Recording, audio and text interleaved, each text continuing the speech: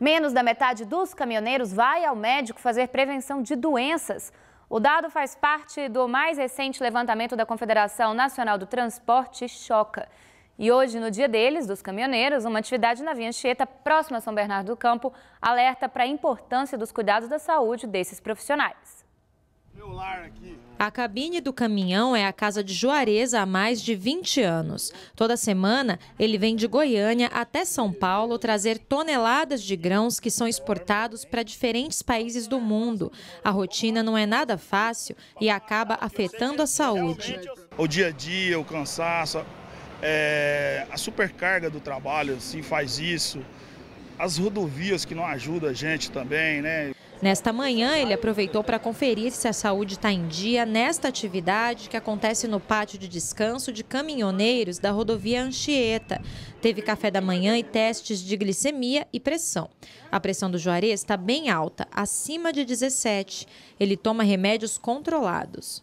O levantamento mais recente feito pela Confederação Nacional do Transporte para avaliar a saúde dos caminhoneiros foi feito em 2015. Foram entrevistados mais de 1.000 caminhoneiros e o estudo mostrou que mais da metade, cerca de 56%, não procura profissionais da saúde para prevenir doenças. Também 24% toma ou já tomou algum remédio controlado, a maior parte para hipertensão. Além de chamar atenção para os cuidados da saúde desses profissionais, a ação de hoje é também uma homenagem ao Dia do Caminhoneiro. O caminhoneiro ele é muito carente dessas ações, né? E ele gosta bastante. Nós praticamos essas ações rotineiramente aqui no sistema Anchieta Imigrantes. Mas o caminhoneiro, quando ele se vê prestigiado, se vê homenageado, ele gosta, ele participa. Severino, caminhoneiro há mais de 40 anos, se emociona ao falar da profissão. O senhor está com quem aqui hoje? Estou com a minha esposa e minha filha. Trazer a família assim no caminhão? É muito gostoso. Apesar das dificuldades, João Cândido se orgulha da profissão e até trouxe o neto de 6 anos para conhecer a rotina dele. Descer a serra, ir pra praia, um montão de coisa. Delícia. É legal ficar no caminhão grandão assim? Eu nunca andei de caminhão, o que você acha? Muito bom. A gente continua falando aí sobre o tema que, como a gente viu, é preocupante para quem vive rodando as estradas do país. E é por isso que eu recebo aqui hoje o Ali Said Yassine. Ele é médico especialista em medicina do tráfego e também coordenador da Abramet. Boa tarde, Ali. Obrigada por ter vindo aqui conversar com a gente. Muito boa tarde. Eu que agradeço o convite e a oportunidade de tratarmos esse assunto que sempre é muito importante de falarmos. A gente viu aí antes o levantamento e realmente é preocupante. Menos da metade dos caminhoneiros se preocupa com a saúde, então vai atrás de fazer exames. Como a gente estava falando ali antes, é um prato perfeito para o desastre ali nas estradas, né? Porque a maioria é obeso, tem muitos obesos, eles não têm condições de fazer exercícios físicos por causa do tempo. Como é que você enxerga hoje essa situação, o perigo e a segurança das estradas hoje no Brasil por causa disso? Perfeito. Muito boa pergunta. É uma questão que envolve, sim, a saúde pública do brasileiro. O motorista profissional, ele é aquela pessoa que existe há muito tempo. É uma profissão milenar. Desde que o mundo é mundo, existe alguém que transporta alguma coisa. E o motorista brasileiro, a gente pode dizer que é um verdadeiro guerreiro das estradas.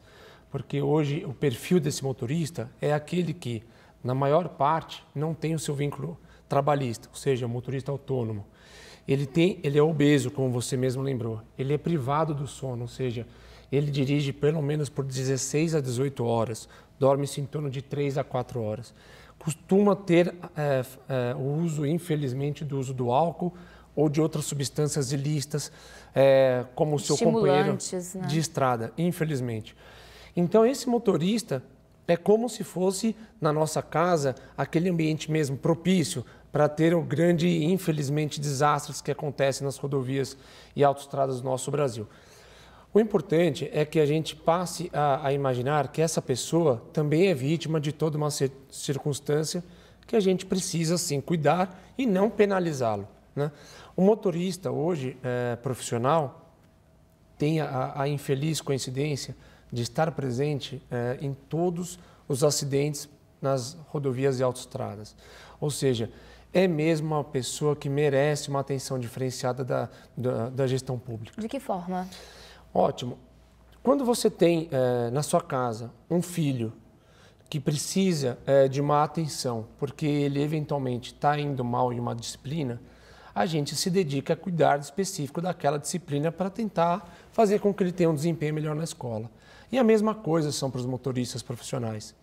São pessoas que precisam ter um olhar diferenciado. E como é que se faz isso? Como é que o Estado, como é que a União, como é que os municípios podem fazer esse olhar diferenciado?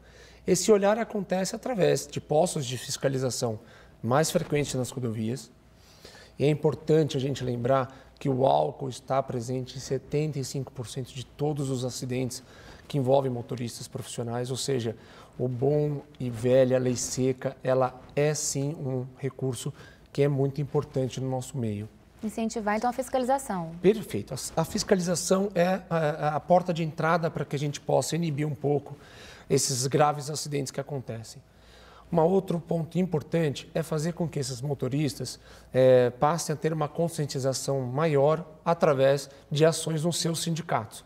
Então, sindicatos e as autoescolas que eventualmente tenham o requerimento de carteiras profissionais C, D e E, que envolvem principalmente o transporte de cargas ou de pessoas, esse grupo de pessoas precisam ter um treinamento, uma capacitação diferenciada. Como? Através da capacitação e recrutamento de profissionais que façam uma boa orientação. Então, a gente sabe que um bom professor produz bons alunos.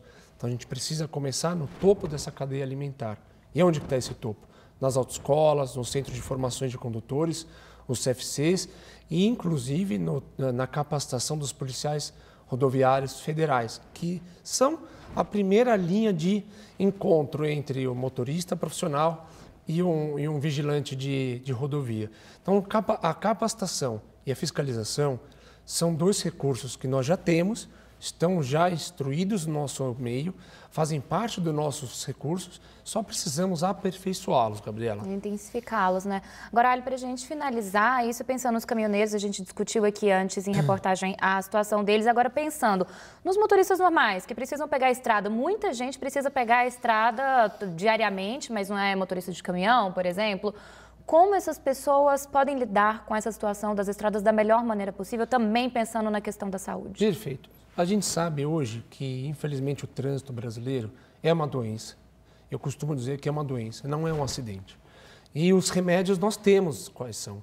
Nós sabemos que, infelizmente, o abuso de velocidade, o excesso de velocidade e a associação desse excesso com o uso do álcool são dois meios muito ruins. É como a gente misturar o gás ou a gasolina com fósforo. Vai ter explosão. Então, a conscientização de que esses motoristas não trabalham, não viajem sob o uso do efeito do álcool e muito menos que eles abusem da velocidade. Respeitem o limite da velocidade estabelecido.